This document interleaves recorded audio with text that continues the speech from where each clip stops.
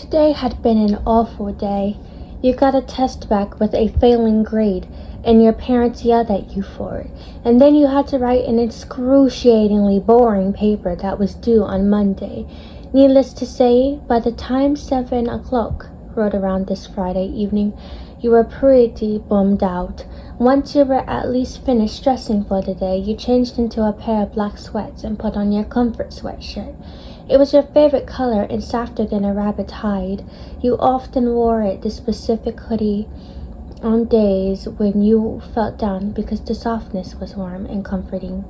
But ever since you met the turtles, there was another reason for wearing the sweatshirt. "Oh my gosh!" Mikey gasped as you entered the lair that evening. "Yen, you're wearing your hug hoodie." The turtle in orange immediately raced over to wrap you snugly in his arms. That's right, that was the second reason you now had to wear this hoodie. The turtles didn't know that it was something you wore on bad days. They just knew that it was soft and huggable, and their hugs always made you feel better, especially Mikey's. Did Mikey just say that Yin's here? You could hear Raph asking from somewhere in the lair. And that she's wearing her hug hoodie? Leonardo asked excitedly. Within seconds, you were in the center of a 5-way hug, your face squished up against Mikey's chest, causing you to blush. You couldn't help but smile as your body was squeezed to a point where you could barely breathe. "I always look forward to hug hoodie days," Donnie admitted dreamily as he pet your soft shoulder. You laughed and wiggled your way out of their grasp. "You guys are great," you told them, sighing a bit in relief. "You officially felt 10 times better now." "Tell me something I don't know," Leo replied with a sassy wink before walking off to the kitchen. Donnie rolled his eyes at Leo before following after him. Raph smiled at you and gave you one last hug before running off to get some dinner as well. Mikey looked down at you with a kind smile. "Are you hungry?" he asked happily. You did feel better now, but you weren't really in the mood to eat yet. Unable to hide the frown creeping over your face, you replied with a simple shake of your head. Mikey's smile immediately fell. "Hey, what's wrong?" he asked in a gentle voice.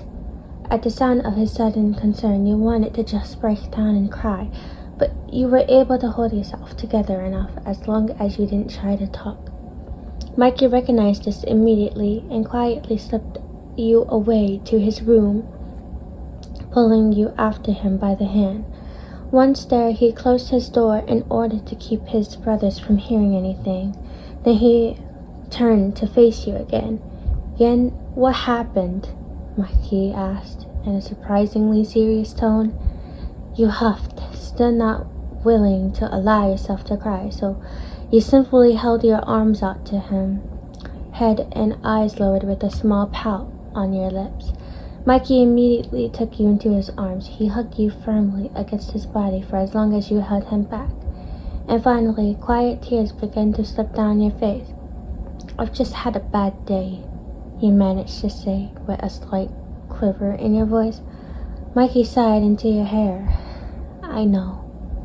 You furrowed your eyebrows a bit, still hugging him tightly. "You know?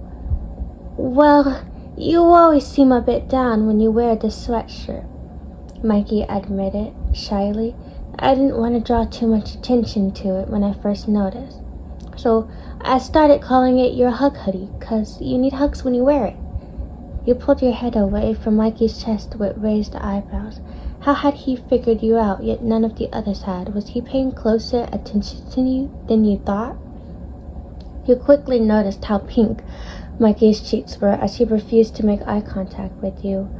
"I know it sounds kinda cheesy," he admitted with a nervous laugh.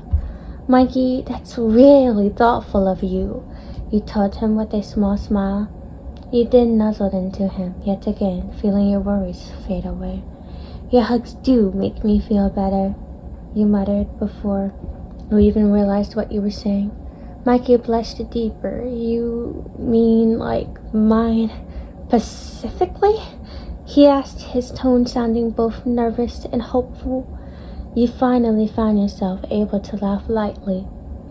"Maybe," you mumbled in embarrassment, but Mikey knew what you meant.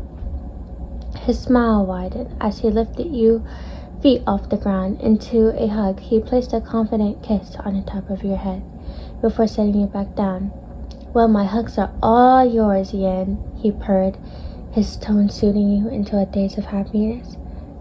And then suddenly that day didn't seem so bad anymore.